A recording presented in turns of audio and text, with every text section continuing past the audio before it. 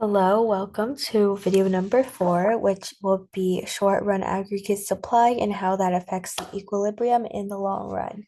So as we see on the left, we have a graph that has the aggregate demand curve, the short run aggregate supply curve, and the long run aggregate supply curve, and all of them meet at equilibrium at full employment at a certain price point.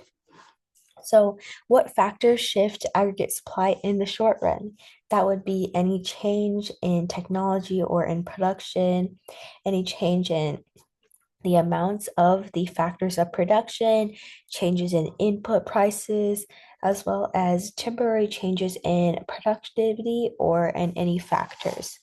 So on the right, as demonstrated, so say we have an example where, for instance, it was a really rainy season. It was really great for the crops, and they were able to produce a lot of goods.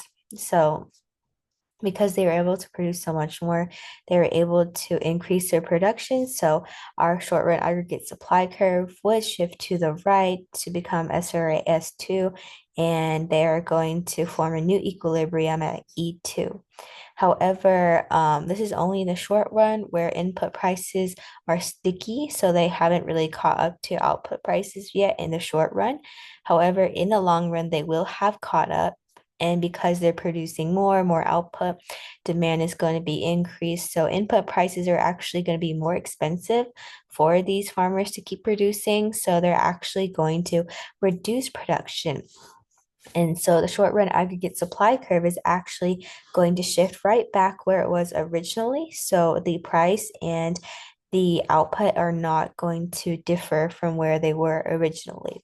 But say something opposite happens. So, say for example, we have a tire company and their supply of rubber is actually getting more and more expensive because it's becoming harder to source. So, when that happens, when these input prices become super expensive, our short run aggregate supply curve is actually going to shift to the left because this company is going to not want to produce it anymore because the good has become so expensive, and it's probably profitable to um, produce other goods. So, however, in the long run, actually, because they've stopped producing so much tires, they're actually the demand is going to drop for this good, and that's going to cause prices to also drop.